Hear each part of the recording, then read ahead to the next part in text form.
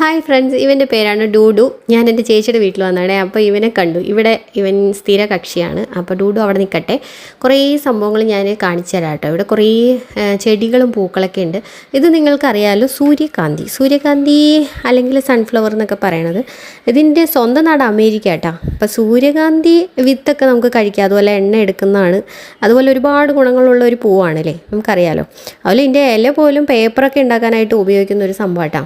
അപ്പോൾ സൂര്യകാന്തി നല്ല ഇങ്ങനെ പൂത്ത് വിരിഞ്ഞ് നിൽക്കുകയാണ്. അത് കണ്ടിട്ടാണെങ്കിൽ എനിക്ക് ഭയങ്കര ഇഷ്ടപ്പെട്ടു. നല്ല മണമൊക്കെ ഉണ്ടായിരുന്നേ. പിന്നെ ഇതിൻ്റെ പൂക്കളുണ്ടോ, നല്ല ഭംഗിയില്ലേ. ഇറ്റാലിയൻ ആസ്റ്റർ എന്ന് പറയും, ആസ്റ്റർ എന്നൊക്കെ പറയട്ടത്. ഇതൊരു ഗാർഡൻ പ്ലാന്റ് ആണ്.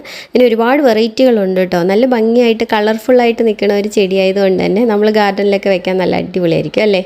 ഇതിന് പിന്നെ വലിയൊരു പേരൊക്കെ ആട്ടോ, യൂഫോബിയ മിലി ക്രൗൺ ഓഫ് ത്രോൺസ് എന്നൊക്കെയാണ് ഇതിനെ പറയുന്നത്. അല്ലെങ്കിൽ ക്രൈസ്റ്റ് ചെടി എന്നൊക്കെ ഇതിനെ ഇംഗ്ലീഷിൽ പറയുന്നുണ്ട്. പിന്നെ ഇയാളുടെ സ്വന്തം സ്ഥലം മഡഗാസ്കർ ആണ് കേട്ടോ. ഇതിനൊരു 2000-ഓളം വെറൈറ്റി ഇനങ്ങൾ ഈ യൂഫോബിയൊക്കെ ഉണ്ടെന്നൊക്കെയാണ് പറയുന്നത് കേട്ടോ. പിന്നെ ഇതുവരെ നിങ്ങൾക്ക് അറിയാലോ, നമ്മുടെ സാധാരണ റോസാപ്പൂ. പിന്നെ ഇവിടെ കുറച്ച് വെറ്റിലൊക്കെ വെച്ച് പിടിപ്പിച്ചിട്ടുണ്ട്. അപ്പോൾ എനിക്ക് ഭയങ്കര ഇഷ്ടമായി. ഞാൻ ഒരു ഇലയൊക്കെ പറിച്ചിങ്ങനെ തിന്ന് നോക്കിയേ. ഇനി ഞാൻ കാണിക്കാൻ പോകുന്നത് കുറച്ച് കറിവേപ്പിലയാണ്.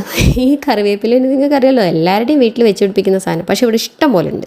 ഇത് പിന്നെ നിങ്ങൾക്ക് എല്ലാവർക്കും അറിയാലോ, നമ്മുടെ വീട്ടിൽ നാട്ടിലൊക്കെ അലങ്കാര ചെടിയായിട്ട് നട്ടു വളർത്തുന്ന ഒരു ചെടിയാണ് നമ്മുടെ വാടാമുല്ല, വാടാമല്ലി, രക്തമല്ലി എന്നൊക്കെ പറയണ ഈ സംഭവം. ഇത് റൗണ്ട് ഷേപ്പ് ആയിട്ടുള്ളത് കൊണ്ട് തന്നെ ഇനി ഇംഗ്ലീഷിൽ ഗ്ലോബ് അമന്ത എന്നൊക്കെ പറയുന്നുണ്ട് കേട്ടോ. ഇത് പിന്നെ കറ്റാർ വാഴ എല്ലാവർക്കും അറിയാലോ, ഒന്നും കൂടുതൽ പറയാനില്ല. ഇപ്പോൾ കേരളത്തിൽ കുറേ വീടുകളിലൊക്കെ ഞാൻ ഈ ചെടി കണ്ടിട്ടുണ്ട് കേട്ടോ, ഈ പഴം. അപ്പോൾ അതിന് അച്ചാറിടാനൊക്കെ പറ്റിയ പുളിപ്പുള്ള ചെറിയ കായകൾ ഉണ്ടാവുന്ന ഒരു ചെടിയാണ്. കാരക്ക അല്ലെങ്കിൽ കരണ്ടിപ്പഴം എന്നൊക്കെ പറയുന്നത് കേട്ടിട്ടുണ്ട്.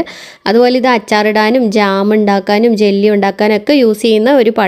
ഇത് ബേക്കറി ചെറി എന്ന് പറഞ്ഞിട്ട് അറിയപ്പെടുന്നുണ്ട് കേട്ടോ. ബേക്കറിയിൽ നിന്ന് കിട്ടുന്ന ചെറിയ ചെറിയില്ലേ, അത് ഇത് വെച്ചിട്ടാണ് ഉണ്ടാക്കുന്നതെന്ന് പറയണു. ഇതിനകത്ത് കൂടുതലായിട്ടും വൈറ്റമിൻ സിയും അതുപോലെ തന്നെ നിറയെ ഇരുമ്പ് സത്തൊക്കെ അടങ്ങിയിട്ടുള്ളൊരു കായാണെന്നാണ് കേട്ടോ പറയുന്നത്.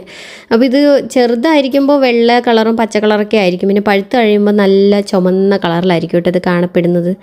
അപ്പോൾ എനിക്ക് ഭയങ്കര ഇഷ്ടമായി. ഞാൻ തിന്നൊക്കെ നോക്കി, എനിക്ക് ഭയങ്കര ഇഷ്ടമായി. ഒരു ചെറിയ പുളിപ്പും ഒക്കെ ഇച്ചിരി അതിനകത്തുനിന്ന് പശയൊക്കെ വരുന്നുണ്ട്. ഇതിന് ആലപ്പുഴ മുല്ല എന്നാണ് പറയുന്നതെന്ന് ചേച്ചി പറഞ്ഞു. ഇനിയിപ്പം അതിൻ്റെ മുല്ല ഒന്നും വന്ന് കണ്ടില്ല കേട്ടോ. പിന്നെ ഇവിടെ ഏതോ ഒരു ചെടി നിൽക്കുന്നുണ്ട്, പക്ഷേ ഇതും എനിക്ക് അതിൻ്റെ പേരും കാര്യങ്ങളൊന്നും അറിയത്തില്ല. പിന്നെ ഇത് ചെമ്പരത്തി. ഇത് നമ്മുടെ കേരളത്തിൽ സർവ്വസാധാരണമായിട്ട് കാണപ്പെടുന്ന, എല്ലായിടത്തും കാണപ്പെടുന്ന നമ്മുടെ നിത്യ കല്യാണിയാണ്. ഇത് കുറച്ച് ഔഷധ ഗുണങ്ങളൊക്കെ ഉണ്ടെന്ന് പറയപ്പെടുന്നുണ്ട്. പിന്നെ ഇത് ബംഗാളിൽ ഇതിൻ്റെ പേരെന്താണെന്നറിയോ, നയൻതാര.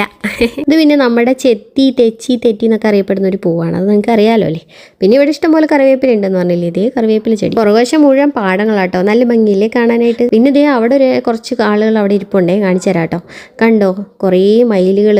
അവരെ വാസസ്ഥലം അതാത്രേ. എന്നും വൈകുന്നേരം വന്ന് ചേക്കേറാൻ വരുന്നത് ഇവിടെയാണ്. എന്നെ കണ്ടുകൊണ്ട് ഒരാൾ ഓടിപ്പോകുന്നു, ഒരാൾ അവിടെ നിന്നിരുന്ന് മേയുന്നു. ഡൂഡു ഉറക്കത്തിലേക്ക് പോകുന്നു. അപ്പോൾ അടുത്ത വീഡിയോയിൽ നമുക്ക് വീണ്ടും കാണാം.